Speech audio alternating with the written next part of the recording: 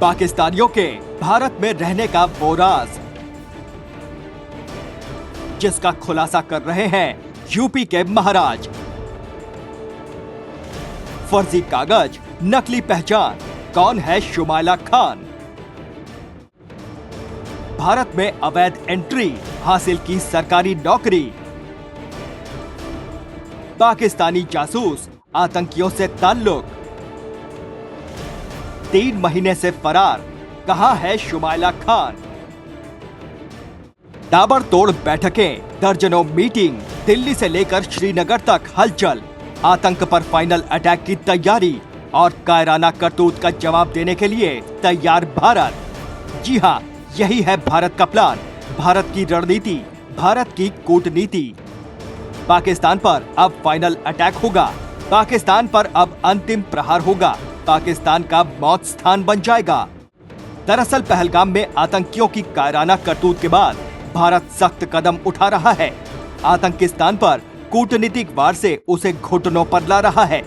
सिंधु जल समझौते पर रोक लगाकर पाकिस्तान को सबक सिखाने की तैयारी है, तो वहीं जिन्ना की धरती से ताल्लुक रखने वालों को भी भारत की जमीन से वापस भेजा जा रहा है।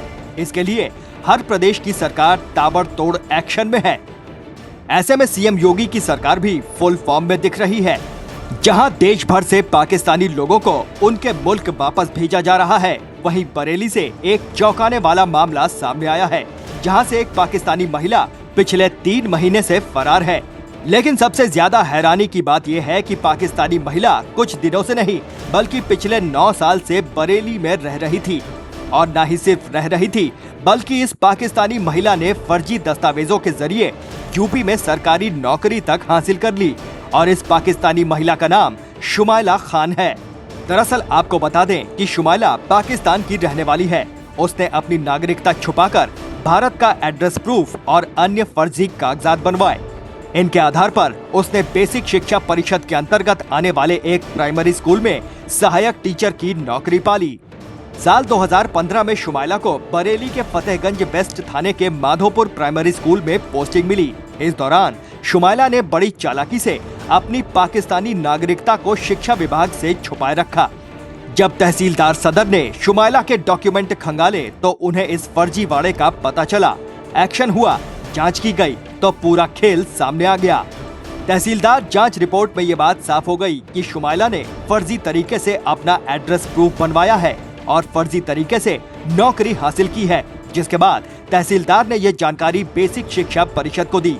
बेसिक शिक्षा परिषद ने एक्शन लेते हुए 3 अक्टूबर 2024 को शुमाइला के खिलाफ मुकदमा दर्ज कराया और उसे सस्पेंड कर दिया।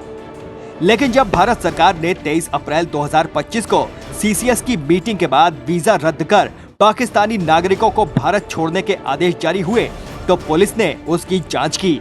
तब जाकर पता चला कि शुमाइला खान फरार है। मामले के सामने आते ही हड़कंप मच गया। पुलिस प्रशासन हरकत में आई। शुमाइला की गिरफ्तारी के लिए कई टीमें बनाई गई। बरेली से लेकर रायपुर तक छापेमारी की जा रही है, लेकिन अब तक शुमाइला खान का कोई सुराग नहीं मिल पाया है। हालांकि पुलिस आश्वासन दे रही है कि जल्द ही शुमाइला को गिरफ्तार कर पूरे मामले का खुलासा किया जाएगा। अब सवाल ये उठ रहा है कि आखिर इतने सालों तक शुमाइला खान किस तरह से विभागीय जांच से बचती रही और क्या इस पूरे मामले में किसी और की मिलीभगत भी रही है? क्योंकि शुमाइला खान जहां रहती थी, वहां के रहने वाले लोगों ने ये भी शक जताया है कि हो सकता है शुमाइला खान पाकिस्तानी जासूस हो। जब उसकी सच्चाई बाहर आई तो वो लापता हो गई। लोगों का ये भी दावा है कि 9 साल तक उसने यहाँ पर सरकारी नौकरी की, लेकिन कोई जान नहीं पाया। यही वजह है कि पुलिस हर एंगल से इस मामले को खंगाल रही है। अब आपकी क्या कुछ राय है इस खबर को लेकर, हमें कमेंट करके जरूर बताएं। Team news watch India.